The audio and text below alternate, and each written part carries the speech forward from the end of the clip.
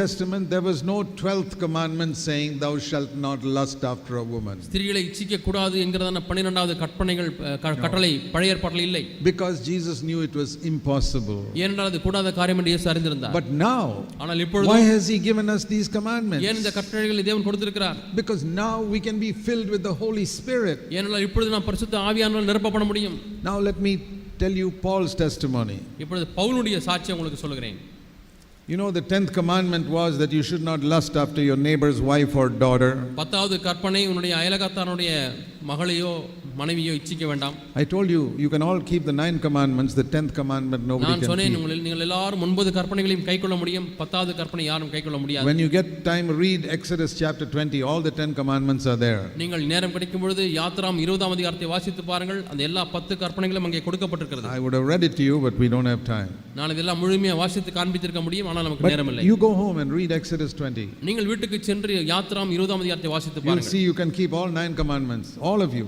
நீங்கள் எல்லாரும் முதல் 9 கற்பனைகளை கைக்கொள்ள முடியும். But you cannot keep the 10th. ஆனா 10வது கற்பனையை கைக்கொள்ள முடியாது. Then why did God keep the 10th commandment? ஆனாலும் ஏன் அங்கே 10வது கற்பனையை தேவன் அங்கே வைத்திருக்கிறார்? You shall not desire your neighbor's wife, your neighbor's daughter, anything that is your neighbor's. உன்னுடைய அயலகத்தானுடைய மனைவியாவது அவனுடைய பிள்ளையாவது அவன் அயலகத்தானுக்கு சொந்தமான எதையும் இச்சிக்க கூடாது. The 9 commandments were outside. 9 கற்பனைகளும் புறம்பான வாழ்க்கைக்குரியது. Only the 10th commandment was inside. 10வது கற்பனை மட்டுமே உள்ளான வாழ்க்கைக்கு சம்பந்தப்பட்டது. Why did God keep it there? ஏன் தேவன் அங்கே வைத்திருக்கிறார்? To test people. ஜனங்களை சோதிக்கும்படியாக.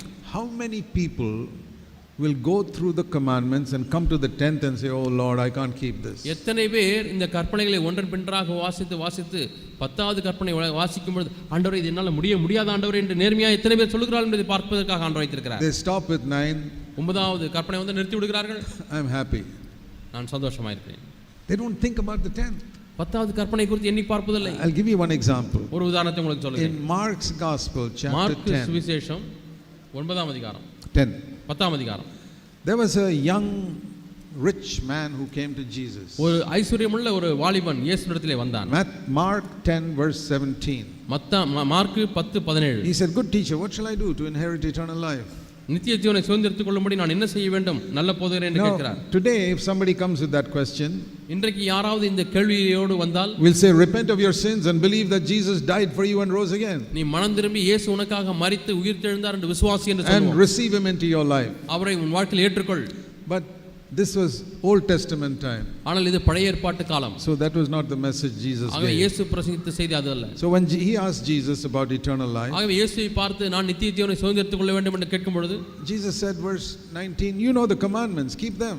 19வது வசனத்திலே சொல்கிறார், நீ கற்பனைகளை அறிந்திருக்கிறாயா, அவைகளை கைக்கொள். Keep the commandments, that's how you get eternal life in the Old Testament. கற்பனைகளை கைக்கொண்டால் போதும் நித்திய ஜீவனை பெற்றுக்கொள்வாய் என்று சொல்லி பழைய ஏற்பாட்டில் இதுதான் காரியம். The Old Testament was in 2 tablets of stone. பழைய கற்பனையிலே 10 கட்டளைகள் 2 கற்பலகைகளில் எழுதப்பட்டவைகள். Moses got it like that. மோசே அப்படிதான் பெற்றுக்கொண்டார். One side was 4 commandments dealing with God. ஒரு கல்லிலே 4 கற்பனைகள், அது தேவனோடு சம்பந்தப்பட்டவை. Don't have any other gods. உனக்கு வேறே தேவன் உண்டாயிருக்க வேண்டாம். Don't take the Lord's name in vain. கர்த்தருடைய நாமத்தை வீணிலே வணங்காதிருப்பாயாக. Don't worship idols. விக்கிரகங்களை வணங்காதிருப்பாயாக. Keep the Sabbath day holy. ஓய்வு நாளை பரிசுத்தமாய் ஆசரிப்பாயாக. Those commandments all the Jews kept. இந்த கற்பனைகளை எல்லா யூதர்களுமே கைக்கொண்டார்கள். So Jesus did not even mention them. ஆகவே இந்த 4 கற்பனைகளை ஆண்டவர் இங்கே குறிப்பிட கூட இல்லை. In the other tablet were the remaining 6 commandments. மீதியுள்ள இன்னொரு கல்லிலே மீதியுள்ள 6 கற்பனைகள் சொல்லப்பட்டிருக்கிறது. Honor your father and mother. தகப்பனையும் தாயும் கனம் பண்ணுவாயாக. Don't steal. களவு Don't செய்யாதிருப்பாயாக. commit adultery. விபச்சாரம் செய்யாதிருப்பாயாக. Don't murder. கொலை செய்யாதிருப்பாயாக. Don't bear false witness in the court. வழக்கு மண்டபத்திலே பொய் சாட்சி சொல்லாதிருப்பாயாக. And the 10th one, don't desire anything that your neighbors. 10வது கற்பனை உன்னுடைய அயலகத்தானுடைய எதையும் இச்சியாதிருப்பாயாக. Here Jesus does not mention the 10th commandment. இங்கே நீங்கள் வாசித்து பாருங்கள் 10வது கற்பனையை இயேசு சொல்ல கூட இல்லை. He says 5 6 7 8 9. 5 6 7 8 9 ஓடு நிறுத்தி விட்டார். He says, you know, don't murder, don't commit adultery, don't steal, don't கொலை bear false செய்யாதிருப்பாயாக, witness, விபச்சாரம் செய்யாதிருப்பாயாக, don't defraud, honor your father and mother. உன் தகப்பனையும் தாயும் கனம் பண்ணுவாயாக. And you say, Lord, why did you leave out the 10th one? ஆண்டவரே 10வது கற்பனை ஏன் நீர் விட்டு விட்டீர்? If you were there and you asked Jesus, why you haven't mentioned the 10th நீங்கள் one? அங்கே இருந்திருப்பீர்கள் என்று சொன்னால் இயேசுவிடத்தில் கேட்டு பாருங்கள், ஆண்டவரே ஏன் நீர் அதை விட்டு விட்டீர் என்று. Jesus would have said, இயேசு சொல்வார், nobody can keep that. யாருமே அதை கைக்கொள்ள I முடியாது. won't even mention it. ஆகவே நான் அதை சொல்லவும் மாட்டேன். And this man says, இந்த மனிதன் சொல்கிறான், I have kept all these commandments from my youth. இந்த கற்பனை எல்லாவற்றையும் சிறு வயது முதல் கைக்கொண்டேன். Even then, Jesus did not mention the 10th. அப்படி இருந்தும் 10வது கற்பனை இயேசு அங்கே குறிப்பிடவில்லை. If that rich young man was really honest, he would have said, Lord, there is also a 10th commandment I cannot keep. இந்த பணக்கார வாலிபன் நேர்மையானவனா இருந்தால் என்றால், ஆண்டவரே 10வது கற்பனை மறந்து விட்டீர்களா, அதை என்னால கைக்கொள்ள முடியவில்லை என்று சொல்லி இருந்திருப்பான். Why didn't he say that? ஏன் அவன் சொல்லவில்லை? I'll tell you another rich young man. இன்னொரு பணக்கார வாலிபனை குறித்து சொல்கிறேன். His name was Paul. அவனுடைய பெயர் Pavul. He was Saul of Tarsus. அவனுடைய பழைய பெயர் தர்சீஸ் பட்டணத்திலே வாழ்ந்த Saul. His father was a very rich businessman in Tarsus. அவருடைய தகப்பனார் தர்சு பட்டணத்திலே மிகப்பெரிய ஒரு தொழில் வியாபாரியா இருந்தார். He was a young man who tried to keep the commandments. அவர் ஒரு வாலிபனாய் இருந்து எல்லா கற்பனைகளையும் கைக்கொள்ள வேண்டும் என்று முயற்சி செய்தார். He says in another place, I kept all the commandments. இன்னொரு இடத்திலே சொல்கிறார், நான் எல்லா கற்பனைகளையும் கைக்கொண்டவன். In the law. நியாயப்பிரமாணத்தின் That means 1 to 9. 1 லிருந்து 9 வரை. Nobody tried to keep the 10th. யாருமே 10வது கற்பனையை கைக்கொள்ள முயற்சிக்கவில்லை. When an Old Testament Jew said, I've kept all the commandments, he means 1 to 9. That's all. ஆகவே யூதன் ஒருவன் நான் பழைய ஏற்பாட்டு கற்பனைகளை எல்லாம் கைக்கொண்டேன் என்று சொன்னால் 1 லிருந்து 9 வரை தான். But Paul was different from the rich young ruler. ஆனால் அந்த பணக்கார வாலிபனை காட்டிலும் இந்த பணக்கார வாலிபன் வித்தியாசமானவராக He இருக்கிறார். said, Pavul, Lord, but there is a 10th one I cannot keep. ஆண்டவரே 10வது கற்பனை ஒன்று இருக்கிறதே என்னால கைக்கொள்ள முடியவில்லையே. See Romans 7. ரோமர் 7ஆம் அதிகாரம். What shall we say then? Verse 7. 7ஆம் வசனத்தில் என்ன சொல்கிறார்? Is the law sin? நியாயப்பிரமாணம் பாவமோ? No. அல்லவே. I would not have come to know sin without the law. நியாயப்பிரமாணம் இல்லாது இருந்தால் நான் பாவம் என்று அறிந்திருக்க மாட்டேன். And he's not talking about the 9 commandments. அங்கே 9 கற்பனைகளை குறித்து அவர் He பேசவில்லை. has kept all that. அவர் அவைகளெல்லாம் கைக்கொண்டு விட்டார். But when the law said, you shall not covet, you shall not lust after your neighbor's wife and daughter and all that. இச்சியாதிருப்பாயாக என்று நியாயப்பிரமாணம் சொல்லாதிருந்தால், அயலகத்தானுடைய மனைவியாவது பிள்ளையாவது நீ இச்சியாதிருப்பாயாக என்று சொல்லாதிருந்தால், then I would have been all right. பாவம் என்று நான் அறியாமல் இருப்பேன். But because of this, இப்படி சொன்னபடிப்பட்டீங்க. what did I discover? நான் ஒன்றை கண்டுபிடித்தேன். Verse 8. 8ஆம் வசனம். I discovered every type of lusting in my heart. பாவமானது கற்பனையினாலே சமயம் பெற்று சகலவித இச்சைகளையும் என்னில் நடப்பித்தது. Coveting of every kind, he says in verse 8. 8ஆம் வசனத்தை பாருங்கள், சகலவித இச்சைகளையும் என்னில் நடப்பித்தது. You say, Paul, did you lust after somebody's wife? பவுலே, நீர் அயலகத்தானுடைய மனைவியை இச்சித்தீரா? Yes. ஆம். Did you lust after somebody's daughter? வேறு ஒருவருடைய மகளை இச்சித்தீரா? Many. ஆம். Many daughters. அநேக, ஒரு மகள் அல்ல, பல மகள்கள். Paul, when you were a young man, were you lusting after the girls walking on the street? பவுலே, நீர் வாலிபனாய் இருந்த பொழுது தெருவில் நடந்த ஸ்திரீகளினாலே சோதிக்கப்பட்டீரா? Yes. ஆம். Many times. பல சமயங்கள். You mean you could not get victory over that? அதன் மீது உனக்கு வெற்றி பெற முடியவில்லையா? Never. ஒரு காலம் பெற But முடியவில்லை. the other 9 commandments I kept faithfully. ஆனால் மற்ற 9 கற்பனைகளை நான் மிகவும் உண்மையாக கைக்கொண்டேன். When it came to the 10th commandment, 10வது கற்பனை வரும் பொழுது I was just defeated. நான் தோற்கடிக்கப்பட்டவன். And verse 9, sin became alive in me and I died spiritually. 9ஆம் வசனத்திலே வாசிக்கிறோம், பாவம் எனக்குள்ளே உயிர் கொண்டது, நான் மரித்தவனானேன். And what does he say? அவர் என்ன சொல்கிறார்?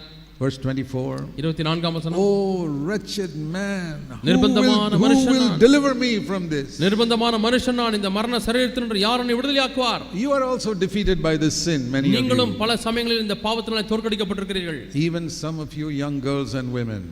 சில வாலிப சகோதரிகளும் ஸ்திரீகளும் சோதிக்கப்பட்டிருக்கிறீர்கள். When you desire after some boy, ஒரு பையனை நீங்கள் இச்சிக்கும் பொழுது, do you say, oh wretched man that I am? ஐயோ நிர்பந்தமான மனுஷி நான் என்று சொல்கிறீர்களா? Because Paul said that, he got freedom. Pavul நிர்பந்தமான மனுஷன் என்று சொன்னபடினாலே அவர் விடுதலை அடைந்தார். He said, Lord, I want to be free. ஆண்டவரே, நான் விடுதலையாக வேண்டும். I have heard about this for 30 years. 30 ஆண்டுகளாக இதை குறித்து And கேள்விப்பட்டிருக்கிறேன். I am still defeated. இன்னுமாய் தோற்கடிக்கப்படுகிறேன். Wretched man that I am. நிர்பந்தமான மனுஷன் நான். When will I get wisdom? எனக்கு எப்பொழுது ஞானம் கிடைக்கும்? And when the Lord heard that cry, தேவன் அந்த கதறலை கேட்டார். he delivered him. அவரை விடுதலையாக்கினார். He says, அவர் சொல்கிறார், listen to this, Romans 8 verse 2. ரோமர் 8:2 வாசித்து கவனியுங்கள். The law of the Holy Spirit, பரிசுத்த ஆவியானவருடைய பிரமாணம், which is not 100 commandments, 100 கற்பனைகள் அல்ல, but which is life in Christ Jesus. அது கிறிஸ்து இயேசுவுக்குள்ளாக இருக்கக்கூடிய ஜீவன். The Holy Spirit brought the life of Christ in me. பரிசுத்த ஆவியானவர் எனக்குள்ளாக கிறிஸ்துவின் ஜீவனை கொண்டு வந்து விட்டார். விட்டார். That set me free from this law of sin. அது இந்த பாவ பிரமாணத்திலிருந்து என்னை விடுதலையாக்கி விட்டது. And then verse 3, what the law could not do.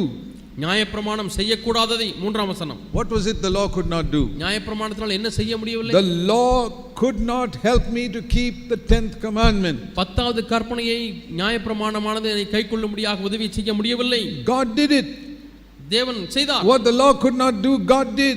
நியாயப்பிரமாணம் செய்யக்கூடாததை தேவன் செய்தார். So that now, verse 4, நான்காம் வசனம், இப்பொழுது the requirement of the law can be fulfilled in me. நியாயப்பிரமாணத்தின் நீதி என்னிலே நிறைவேற்றப்பட முடியும். What is the requirement of the law? நியாயப்பிரமாணத்தினுடைய நீதி என்ன? You shall not desire your neighbor's wife or அழகத்தானுடைய daughter or any girl or anyone. அழகத்தனுடைய மனைவியாவது பிள்ளைகளையாவது எந்த பெண்ணையாவது நீ இச்சிக்க கூடாது. It says it can be fulfilled in me. அது என்னுடைய வாழ்க்கையில் நிறைவேற்றப்பட முடியும் என்று சொல்கிறார். Because now I don't walk according to the flesh, I walk according to the prompting of the Holy Spirit. நான் இப்பொழுது மாம்சத்தின்படி நடப்பதில்லை, ஆவியானவருடைய ஏவுதலின்படி நடக்கிறேன். It's not automatic. அது தானாக நடைபெறுவதில்லை. Some people think, oh, if I'm filled with the Holy Spirit, then all these things will go. சிலர் நினைக்கிறது என்னவென்றால் பரிசுத்த ஆவியானவர் வந்து விட்டால் போதும் எல்லாம் போய்விடும் என்று. See, God does not make us like robots. நம்மை ரோபோட்டுகள் போல மனுஷ இயந்திரங்களைப் போல தேவன் உண்டாக்கவில்லை. You know, a robot is a machine made to look like a man. ஒரு மனிதனைப் போலவே காட்சியளிக்கும்படியாக மனித இயந்திரம் உருவாக்கப்பட்டிருக்கிறது. They put all types of computer programs inside. அந்த கணினுடைய புரோகிராம் எல்லாம் உள்ளே புரோகிராம் பண்ணி வைத்திருப்பார்கள். And it will do whatever you tell it to do. அது என்ன செய்ய சொன்னாலும் அது செய்யும். You say hello. ஹலோ சொல்லு. Hello. Hello. Don't go there. அங்கே போகாதே. Won't go there. போகாது. Go here. இங்கே போ. That's a robot. அது robot. God did not make Adam like a robot. ஆதாமை தேவன் ரோபோட்டை போல உண்டாக்கவில்லை. He gave us free will. ஒரு சுயாதீன சித்தத்தை கொடுத்திருக்கிறார். Because of free will is only why you sin. சுயாதீன சித்தம் கொடுத்தபடினால தான் நீ பாவம் செய்கிறாய். God will never take away that free will. தேவன் ஒரு காலம் அந்த சுயாதீன சித்தத்தை எடுத்து போட மாட்டார். He didn't take it away when you were born again. நாம் மறுபடியும் பிறந்த பொழுதும் கூட அதை அவர் எடுக்க போவதில்லை. That's why you sin so much. ஆகவே தான் இவ்வளவு பாவம் செய்கிறீர்கள். He will not take it away even when you are filled with the Holy Spirit. நீ பரிசுத்த ஆவியின் அபிஷேகத்தால் நிரப்பப்பட்டிருந்தாலும் கூட தேவன் அந்த சுயாதீன சித்தத்தை எடுத்து போட மாட்டார். He'll give you the power. ஆனால் உங்களுக்கு வல்லமையை தருவார். But you have to say yes. ஆனால் நீ தான் அதற்கு ஆம் என்று சொல்ல வேண்டும். It's like if I were to use an illustration. ஒரு விளக்கத்தை நான் சொல்கிறேன். I use illustrations because Jesus was always using illustrations. இயேசு பல சமயங்களில் விளக்கங்களை பயன்படுத்த முடியாதனால நானும் விளக்கங்களை பயன்படுத்துகிறேன். See, when you build a new house, ஒரு புது வீட்டை கட்டுகிறீர்கள். It's all dark. இருட்டாக இருக்கிறது. Then you apply to the electricity board to give you an electricity connection. மின்சார வாரியத்திற்கு எனக்கு மின்சார இணைப்பு வேண்டும் என்று சொல்லி நீங்கள் விண்ணப்பிக்கிறீர்கள். You have fitted the bulbs and fans and everything. நீங்கள் வீடு கட்டி வீட்டிலே மின் விசிறியை பொருத்தி விட்டீர்கள், மின் பல்புகளை பொருத்தி விட்டீர்கள். It's still dark. ஆனாலும் இருட்டாக இருக்கிறது. All the bulbs are there, it is dark. எத்தனை பல்புகள் இருந்தாலும் இன்னும் இருட்டாகவே இருக்கிறது. Then you ask the electricity board, give me a connection. மின்சார வாரியத்திலே போய் எனக்கு ஒரு தொடர்பு மின் தொடர்பு கொடுங்கள் என்று கேட்கிறீர்கள். They give you the connection. அவர்கள் மின் இணைப்பை கொடுக்கிறார்கள். That is like being filled with the Holy Spirit. அதுதான் பரிசுத்த ஆவியானவரால் நிரப்பப்படக்கூடிய வாழ்க்கை. Then what do you do? பிறகு என்ன செய்வீர்கள்? It's still dark. இன்னும் இருளாகவே இருக்கிறது. You have to do something. நீங்கள் என்ன ஒன்று செய்ய வேண்டும். You can't tell the electricity board, now please come here and put on the switch. நீங்கள் மின்சார வாரியத்தில் வேலை செய்யறவங்களை வந்து நீங்க வந்து என் பெட்ரூம் ஹால்ல சுவிட்சை ஆன் பண்ணி விடுங்கன்னு கேட்க முடியாது. In the morning you call them, say please switch it off. அடுத்த நாள் காலையில நீங்க எல்லாம் சுவிட்சை ஆஃப் பண்ணுங்கன்னு சொல்ல கேட்க முடியாது. They say we give you the connection. மின்சார இணைப்பு மட்டும் தானே கொடுக்க முடியும். You have to put on the switch. சுவிட்சை போடுவது உன் வேலை.